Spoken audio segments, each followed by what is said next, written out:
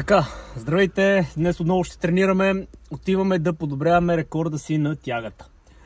Като ще минем през 200 кг тяга, след това ще сложим 215, ще минем 225, за да подобрим все пак рекорда си до момента и вече от тук натам всичко нагоре е бонус.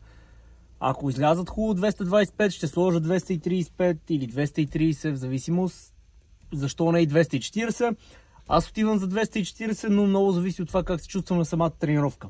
Предполагам, че 230 ще излязат на 100%. Време остава, истия танкове къде минава. Така, както и да е. Слушайте сега, говориме сериозно. Дайте, сядаме, разбираме се като големи хора. Ако днес дръпна 240 кг тяга, да се абонирате задължително. Не знам защо още не сте се абонирали. Това вашето на нищо не прилича. Нали трябва да гоним 300 тяга? Как ще направим тия 300 тяга, ако не имаме абонати? Нали трябва някой да подкрепи тук идеята? малко тъпо ще стане, ако само успея да дръпна 240 кг.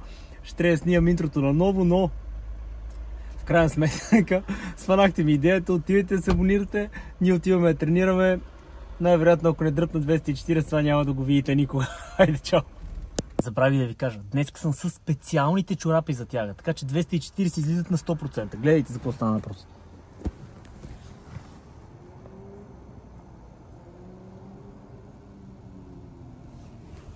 Ситуацията е много сериозна, да знаете. Отидете да се абонирате. Чао!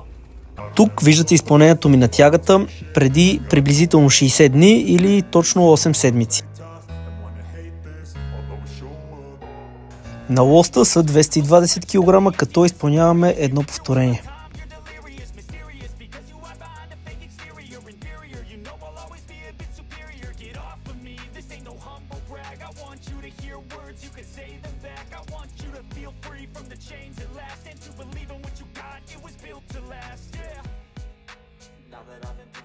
Тук виждате изпълнението на тягата 30 дни след началото на подготовката, като на лоста отново са 220 кг, но тук вместо едно повторение успяваме да издърпаме две повторения.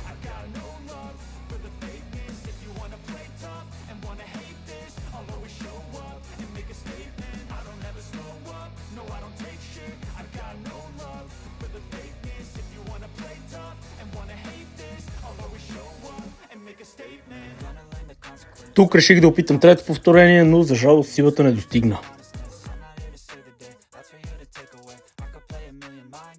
Вече преминаваме към днешната тренировка. Това са 220 кг, буквално на ракета. Все едно няма нищо на лоста.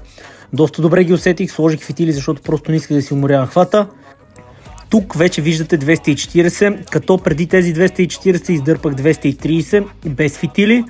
Усетих, че мазола тръгва да ми се закъсва, но въпреки това продължих. 230 излязоха доста приятно и се колебаех много дали да сложа 235 или 240. Все пак избрах 240 кг да сложа. Виждате колко време се позиционирам. Това е защото усещам болка в мазола и усещам, че ще се скъса.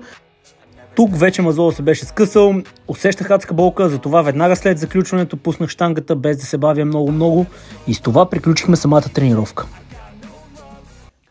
Така, включвам се на следващия ден, след като направих 240 тягата. Доволен съм от нея, доволен съм от тренировката като цяло. Скъсах мазола, разбира се.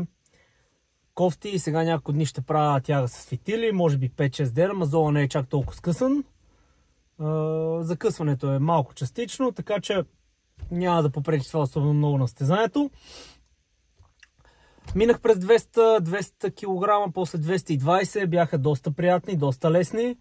След това сложих 230, свърши ми паметта на телефона и не успях да го снимам, така че вие няма да го видите това 230.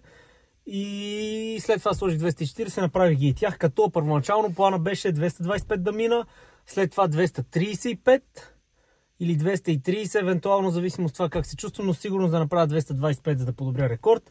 Но 220 бяха прекалено лесни, направо скочих на 230 и така, много съм доволен от тренировката. За сега върва добре, ще видим за останалите 5 седмици какво ще направя. Със сигурност от тук натам ще махна много упражнения за гръб, нали, до състезанието. Може би ще оставя на седмична база две тяги и може би 3 асистиращи максимум за гръб упражнения, като асистиращите няма са натоварващи от сорта на набиране, гребане и така нататък. По-скоро някакви машини, да вкарам кръв, да възстановя малко гърба и така. Натискам яко на тягата. Ако ви е харесал клипа, може да го харесате. Тук може да се абонирате. Тук може да гледате предишния клип, в който тествам клека. Това е. Отиваме, почиваме, ще се видим в следващата тренировка. Чао за сега!